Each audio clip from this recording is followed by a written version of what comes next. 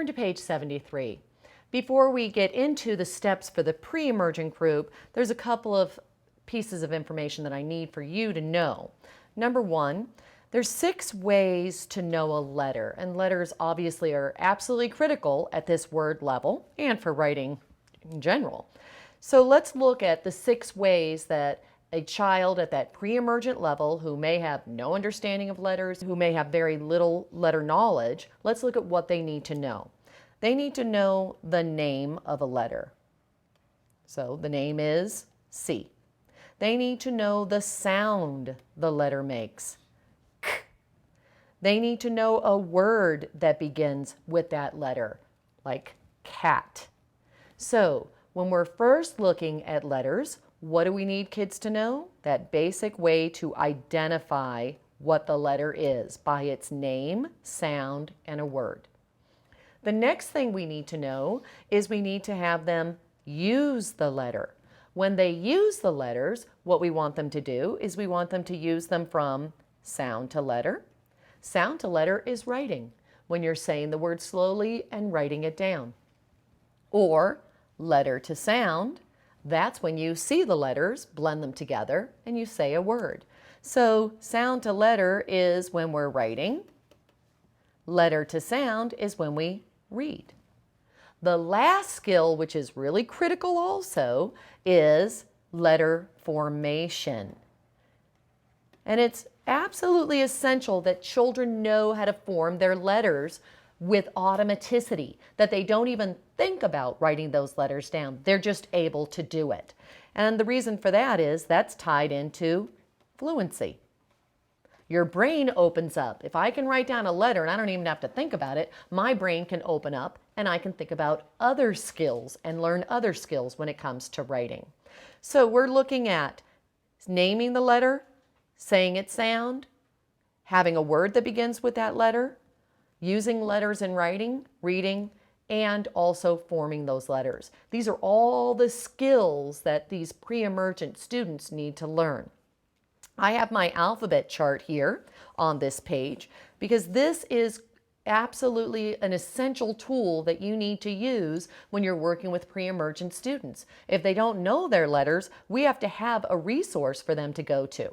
I go through in detail all the different parts of this chart, all the different ways to make the motions and the sounds on this chart. So if you have not gone through that section yet, stop right now and go to the alphabet chart and review all the different letter boxes and the motions so that you understand how this chart works. Over to the right, you'll see that I just have a little visual here when you're introducing a letter.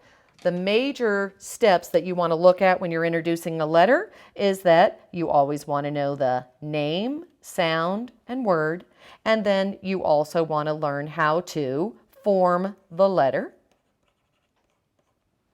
formation. And then finally, the last thing that you're going to be looking at in these pre-emergent groups is how to put it all together so that you can write words using these letters. And remember, the types of words that we're going to be using at the pre-emergent stage are just going to be 2 types of words. One is high frequency words, where we're just teaching those beginning high frequency words in writing. And the other skill that we're learning about words is learning how to segment words that we don't know how to write. So basically, at the pre-emergent level, you either know the word, high frequency word, and you write it down as fast as a snap, or you don't know the word, so you need to segment it. Say it slowly and write down the sounds you hear in left to right order. Those are our skills that we're learning at the pre-emergent stage. Now let's turn and see exactly how to teach high frequency words and how to segment words. Please turn to page 74 and 75 for the pre-emergent groups. Pre-emergent, let's just review. These are students who have very little understanding of letters and letter sounds. Maybe they can write a couple of high frequency words, or they don't know any high frequency words at all.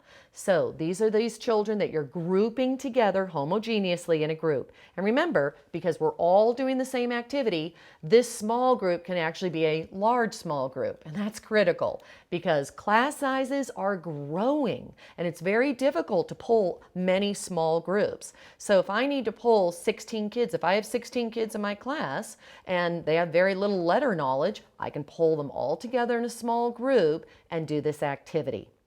So let's go ahead and let's look at our small group pre-emergent types of activities. On page 74, this is how we teach high frequency words. On page 75, this is how we teach segmenting of words. Those are the only two skills. Go to page 74 and let's learn the steps of how to write high frequency words. So I have all the students at the table and there's going to be two stages to learning a high frequency word. First, we just need to learn the word. After we learn the word, then we want to master it. So let's go over here to our left column, learning a word. The first thing we're going to do is we're going to chant the word. So if I introduce a word to the children, I usually have some sort of a chant or some sort of a visual cue that I would give them in order to just start to learn the word. In this case, we have the word the. So I may be introducing the word to the students and saying, here's our new word, the. The dog, the table, the boy. What's our new word? The. Ooh, let's sing our the song. T-H-E-E, T-H-E-E, spells the. Then I would write out really in large letters on a whiteboard in front of the kids, T-H-E-E, T-H-E-E, spells the. Then I would have the kids write the on their hand, write it on the table in front of them, write it on their knee, write it on the back of their hand, write it in the air. We would do that as we chant it. After we chant, then we're going to do an activity called build it. Build it is when I give the students, so I want you to see just right here where I'm boxing. I give each student an index card with that high frequency word correctly written on it. And then I give them that same high frequency word on a different card, but the letters are cut up. So notice the letters are cut up here. Each student will have a card and cut up letters. The card is a reference for them to go to. They will then take their letters, mix them up on the table, and then build the word. Let me show you what happens many times with students who have never learned any high frequency words or just starting to learn these words. What happens is you will start to see kids will push the letters together and they may be in the wrong order. So what you want to do as students, all the students at the table are mixing up the letters, then you say build the word the. Then they put the letters together, and if you see any students that do it in the wrong order, let me show you what you do for these errors. All the students at the table have the word the in front of them and the cut up letters for the. Now you tell them, mix up your letters. Let me show you what you do for different errors that students have when they're pushing these letter cards together. This first one right here, here's the students' their index card, and they push the letters in the wrong order. You don't want to say, oh no, sweetie, that's not the right way, let me fix it for you. You want to give this prompt. Point to the first letter and the letter underneath it and say, do these match? Are they the same? That's real critical. Match, same. Because what you're doing is you're teaching them how to look at a word, how to go to the beginning of the word, how to see that the letters need to be in the right order. And you're saying it in a very simplified manner, and they have to look to see that they match. So they're learning how to look at a word. So they see, oh, those don't match. Oh, wait, this one has to go in the beginning, and then this one next, and then that one. Then they will take their letter cards and put them in the right order. Let me show you a few other errors that you may see children may have as they build these words. They may put the letters in the right order, but they're not snuggling the letters together. So at that point, what you will want to do is, let's say it's the person who's done this. You have all the children at the table. You'll say, stop, boys and girls. Let's all look up here. Sarah, we're going to make you into a high school student. So maybe Sarah was the one who didn't snuggle her letters. Here's your name, Sarah. So I would, in front of the kids, write her name out on a whiteboard, Sarah. And then I would write her name with all the letters far away. And I would ask her, Sarah, which way do we need to write your name? This way or this way? And it doesn't matter which one she points to. I'm always going to erase the correctly written one and go back to the one where the letters are far apart. And then I'm going to tell her, boys and girls, we're going to make Sarah's name come alive. Put your hands in the air and now everyone say, come alive. So we all point to the name on the board and go, come alive.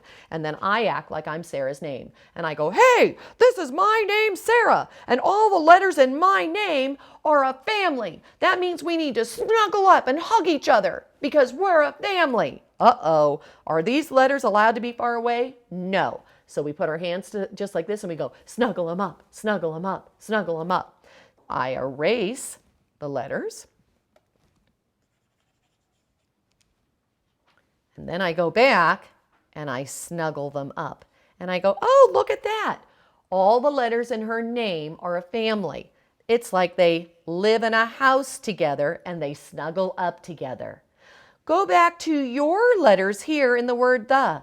Does the want all its letters far away or snuggled up? And then she'll snuggle them up. After you build the word correctly, always have the child put their finger underneath the word and then slide it across from left to right so they're looking at it and reading it and they say the. Then they mix it up again and they keep mixing the letters, building them again and reading it. So you have all these children doing that. And whenever you see an error, you stop the whole group and you're going to give a teaching point, just like I did with Sarah. So I saw all the letters were in the right order, but they were apart, not snuggled. So I did the Sarah in the house, a family, snuggling together. Let's also look at another problem that students may have. And that is where they may have reversals or they may have their letters flipped upside down. So you can see this student right here has the T and the H and the E snuggled up, but the E is upside down. This is how I help students who have letters that are reversed or upside down. I go back to their card and again, I stop the whole group so I can show them all this. And I say, boys and girls, look at this card right here. I'm going to put shoes on it. So I put a line on the bottom because our words love to wear shoes. And where do we wear shoes? On our feet, and we stand on them. So this is where your shoes go. I'm going to go back to the letter card. So I'm taking the student who was having the error, and I'm going to put the shoes on this card and this card. Oh, and the shoe goes up here at the top. Now, where should the shoes be on our letters? Should they be in the air or should they be on the ground? Oh, they should be on the ground. So now that student visually can see where the shoes are, and they flip the letter back around so that it's standing on its feet. So now it would flip it around so the E would look correct. You have students who are putting the letters in the wrong order. We ask, do they match? Students need to snuggle if the letters are far away. Letters are snuggled together, but they're flipped upside down or in some sort of a reversal. Then we go back and we put shoes on it. And finally, we have our last picture here, and that's where a student has correctly mixed up their letters, snuggled them together, and they look the way that they're supposed to look when you're actually reading the word. We have them take their finger and from left to right, they are going to slide their finger across and read the word the. This is what we're doing to learn a word at first. We chant it, then we build it with the cards. We're going to do this activity, what I just showed you, where we were cutting up the letters and building them only for the first 8 to 10 high frequency words. Once kids have about 8 to 10 high frequency words that they know really well, you don't need to do the build it, where they have the cut up letters. You just have them chant. So let's say it's word number 11 they're learning. They just chant the word, and then they're going to go to act it out and write it. So the first 8 to 10 words, you chant, build it, act it out, and write it. Once they know about 8 to 10 words, then they know how to learn a word. They don't need to do this activity with the cut up letters. You just chant and then go to the last part of learning a word where we act it out and write it. Now let me show you what act it out and write it is.